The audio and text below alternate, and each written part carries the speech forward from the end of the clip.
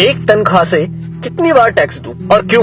जवाब है, मैंने 30 दिन काम किया, तनख्वाह ली, टैक्स दिया, मोबाइल फोन खरीदा, टैक्स दिया, रिचार्ज किया, टैक्स दिया, डेटा लिया, तब टैक्स दिया, बिजली ली, फिर टैक्स दिया, घर लिया, टैक्स दिया, टीवी फ्रिज आदि लिए, टैक्स दिया, कार ली, टैक्स दिया, पेट्रोल लिया, फिर टैक्स दिया, सर्विस करवाई, टैक्स दिया, रोड पर चला, फिर भी टैक्स दिया, टोल पर फिर टैक्स दिया, लाइसेंस बनवाया, टैक्स दिया, गलती की तो टैक्स दिया, रेस्टोरेंट में खाना खाया तो टैक्स दिया, पार्किंग का टैक्स दिया, पानी लिया उस पर टैक्स दिया, राशन खरीदा उस पर भी टैक्स दिया, कपड़े जूते किताबें ली उस पर भी टैक्स दिया, टॉयलेट गया उस पर भी टैक्स दिया, दवाई ली तो भी टैक्स दिया, गैस ली टैक्स दिया, सैकड़ों और चीजें ली और टैक्स दिया, कहीं फीस दी, कहीं बिल, कहीं ब्याज दिया, कहीं जुर्माने के नाम पर तो कहीं रिश्वत के नाम पर पैसे देने ही पड़े।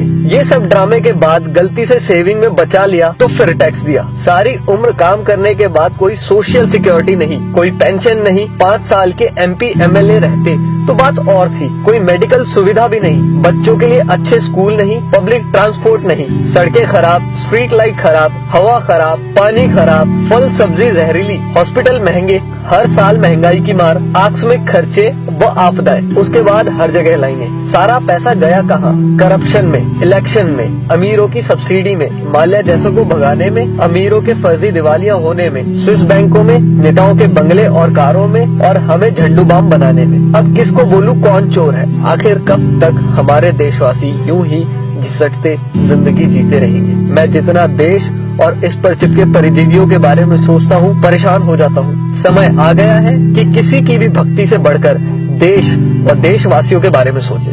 प्लीज इस वीडियो को शेयर करके देश के हर नागरिक तक पहुँचाएं।